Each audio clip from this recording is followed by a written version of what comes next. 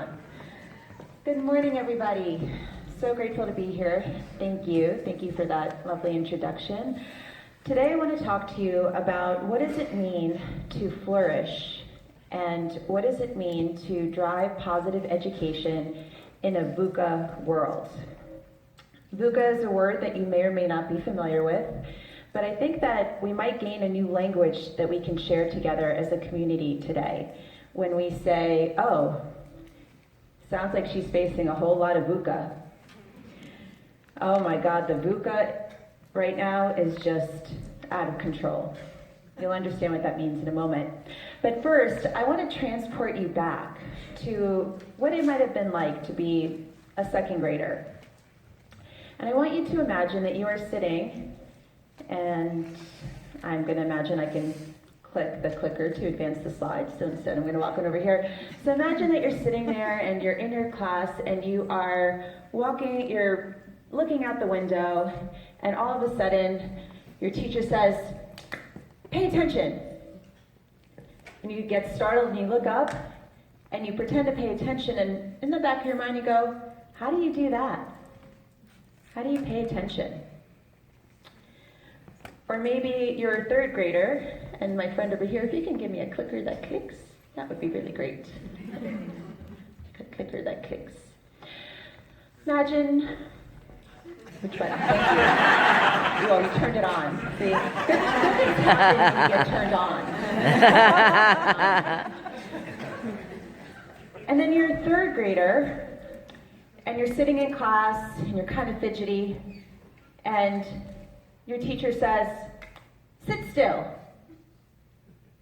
And you get frozen, and you kind of think, but why? Why should I sit still? I want to move. Or you're overwhelmed, you get so upset, you're crying, you feel devastated, and somebody says, calm down, calm down.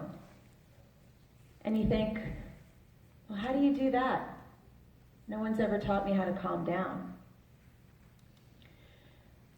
You're in middle school, your parents say, just go out there, I know it's a really tough test, just do your best. In the back of your mind you go, what does that mean, to do my best? No one's ever showed me who I am when I'm at my best, or maybe highlighted that for me. Or you go on, you're in high school now, and your parents say, I want you just to do what makes you happy. And you think to yourself, but no one's ever taught me how to explore what makes me happy. And I have to make these decisions for myself. Our education system and the way that we raise our kids, we make a lot of assumptions. We assume that because someone is hearing, they're listening. We assume that just because someone's eating, they're tasting. We're assuming that just because we say pay attention, they actually know how. And these skills of mindfulness, these skills of savoring, these skills of knowing one's strength are actually things that we can train. But we've just made a whole bunch of assumptions. And the assumptions that we have made as educators and parents are actually the same type of assumptions that the field of psychology made that led to the creation of positive psychology. Traditional psychology had believed that if a person was sick and you got rid of the dis-ease, they would be well.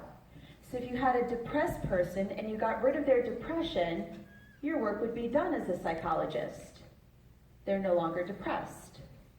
Or if they were anxious and you treated their anxiety and they were no longer anxious, your work was done.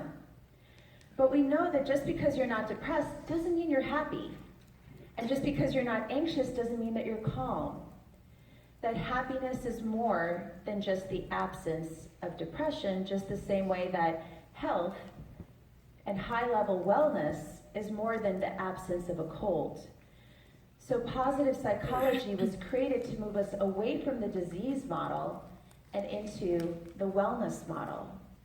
A model that says that in order to get us to high-level well-being, to high-level wellness, that we need to ask different questions, we need to research different things, because well-being is more than just the absence of illness, the same way that mental health is more than the absence of mental illness. So we've made assumptions, and those assumptions need to translate into how we educate. We need to teach the skills of paying attention. We need to teach the skills of understanding who you are at your best. We need to teach skills for resilience. We need to teach skills for savoring. And that's what positive education is all about. I'm going to ask you guys for a moment to join me in a little polling. How many people would say that as you look back at the past year of your life, that you would say that you've experienced quite a bit of volatility? Things have been a little all over the place. Show of hands if you would say that the past year has just been a little volatile. All right, put your hands down. Show of hands if you feel like, if I were to ask you, where are you going to see yourself personally, professionally in about 5 years, that you've got a clear roadmap? Okay, all right. What about the past few years? Would you say that your life has gotten a little bit more complicated? Show of hands. Has life become a little more complicated? All right, hands down. Show of hands if life has become exponentially simpler.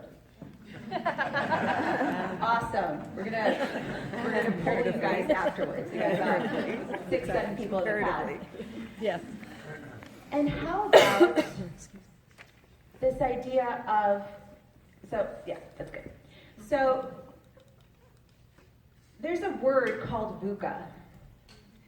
VUCA is a word that was created by the US military after the Cold War to describe the fact that the military strategies that used to be used prior to the Cold War were no longer going to work because of the increase in technology, the increase in guerrilla warfare. The US Army said that as the pace of change accelerates, the challenges we face become less and less predictable.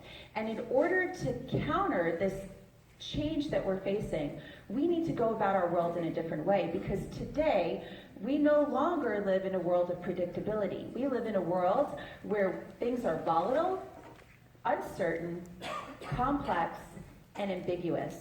And they started to create military strategy that they would need to face a VUCA world, because you are no longer doing races to the moon with other countries like the Soviet Union.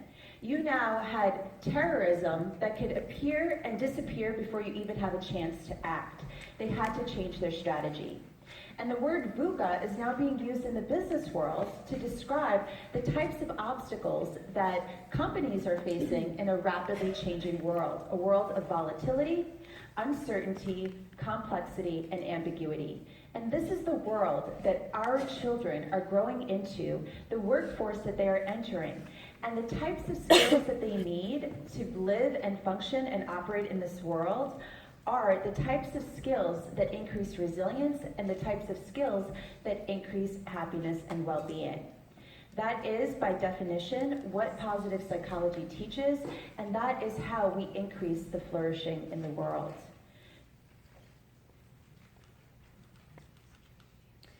So our old world was a world of stability, a world of predictability, a world that was linear, and a world that was clear. That was also what our education system was created for. You taught students skills, knowledge, history, mathematics, sciences, things that were pretty predictable so they could get a job and a career that they would stay in and maintain for long periods of time. And of course, we're not doing away with that. But the types of social, emotional, cognitive skills that people need to deal with a world of VUCA is very different. And that's what brings us to the PERMA-V model. So many of you are familiar with Marty's model of PERMA: positivity, engagement, relationships, meaning, and achievement. And at the Flourishing Center and all of our certified positive psychology practitioners, we add a V for vitality, because we believe that in addition to increasing happiness, well-being, engagement, positive relationships, we need a flourishing body that houses a flourishing mind. And so these are the skills that we need to emphasize to help people incorporate their these are the types of skills that are intrinsic and internal that we need to bring into the world. Positivity refers to not just increasing happiness, but actually teaching children how to work with their emotional lives. Positivity, what we say that word, we mean we want to teach them how to net more positive at the end of the day, which means that they have to learn to work with their negative emotion and learn how to build positive emotion. This is teachable. And so the motto that we use is we want to help children learn to digest their life experiences, digest what they're facing, but then also know that positivity is a skill. They can actually build positive emotions through specific strategies. Engagement refers to teaching mindfulness, presence, awareness. And this is something that we can train. And when we train this, we train one of the most valuable skills for academic tenacity and persistence and grit, which is self-regulation. Teaching children how to be more deeply engaged, to know their strengths. Relationships, what we know to be the most powerful predictor of life satisfaction, high-quality connections. We tell children to be kind. We want them to talk nicely to one another, but we don't teach them communication skills as a buildable skill set. And the science is there, the tools are there, we just need to integrate it. And then meaning and purpose. Because we have children being raised in a thriving world, they're going to ask the question of, why am I here? Now, if they ask that question from a broad and positive space, it's, why am I here? What is my purpose in life? If they ask that question from a negative place, it's, why am I here? What's my purpose in this world? And we know what that leads them to.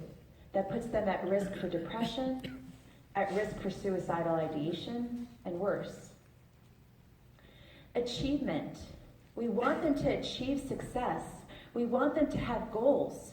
We should be teaching them the strategies that research shows help them learn to coach themselves, help them drive their own motivation, their own intrinsic behavior. And then there's vitality. Feeling that this body that we have, this is the longest relationship you'll ever be in, is the relationship you have with your body. And most of us live in a body that's like a house that has lots of rooms, but you don't know what they're called. Or the room, you know what the rooms are called, but you don't know what the furniture inside of it is for. We're not taught how to operate our body. We're not taught how to use our breath as a tool for relaxation and a tool for energizing ourselves when we need to. We're not taught how to hold our body in space to prevent us from pain. We're texting, we're holding our body. We're not taught how to fuel our body. We should be taught how to use the vehicle that we're going to drive for the rest of our lives in a way that drives well-being and flourishing. And so my vision for positive education is that we create a world that just a few dozen years from now, kids are going, can you believe that? Can you believe that they never taught these things in school? Can you believe that our great-grandparents weren't taught skills for resilience? They just kind of assumed they would figure it out. Can you believe that they used to not have a course on meaning and purpose? That they were just expected us to figure this stuff out on our own? Can you believe how people used to talk to one another before they were trained in relationship building skills? Gosh, that was a crazy world back then. Margaret Mead said, never doubt that a small group of thoughtful, committed citizens can change the world, because indeed, that is the only thing that ever has. And I thank you all for being a part of this experience, this day together, but more importantly, being a part of this movement where together we're each doing our part to give our children a better future. Thank you.